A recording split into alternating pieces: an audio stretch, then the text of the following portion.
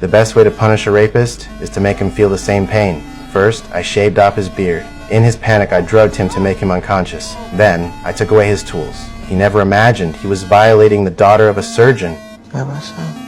Una vaginoplastia. When Vincent woke up, he found his tools were gone. Before he could react, I walked into the room holding a box. I told him the surgery was a success. To avoid his lower body from fusing, he would need to use a dilator every day. To survive, he had no choice but to agree. A month later, Vincent was recovering well. He naively thought it was all over and asked when he could go home. Finally, I told him my true identity. I was the father of the girl he raped. Only then did he regret it deeply. Next, I was going to turn him into a real woman.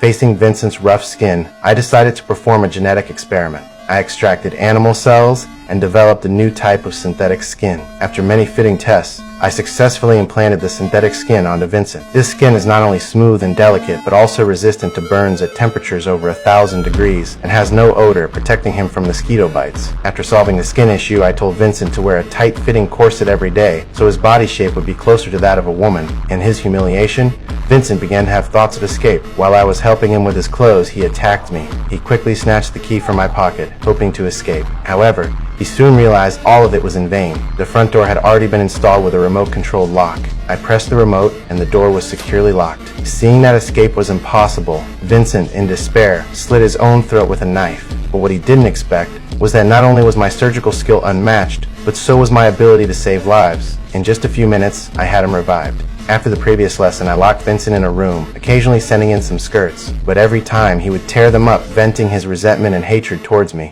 I couldn't watch him all the time, so I hired a trusted maid, asking her to add a small amount of tranquilizer to the food she brought him every day. Under the effects of the drug, Vincent became much more docile. He no longer rejected the makeup I sent him. Seeing his behavior improve, I rewarded him with a television. Every day, he sat in the room, bored, and started practicing yoga, seemingly beginning to accept his changes. But the peaceful days didn't last long. One day, the maid's son Jason came to visit. He claimed to miss his mother and tricked her into opening the door. Not long after, a news report on TV aired about Jason's criminal activities. The maid realized that Jason had come to hide from the police. She planned to kick him out, but Jason discovered Vincent. Seeing Vincent's graceful figure and handsome face, he was instantly captivated. The maid saw through his intentions and warned him with a gun, but she was overpowered by Jason. They struggled, the gun went off, and the sound of the gunshot reached Vincent's ears. He tried to contact the maid via the intercom, but received no response. At that moment, the maid was already bound to a chair by her son. Jason started searching for Vincent, and Vincent, hearing doors opening and closing, began to panic. When Jason finally found his room,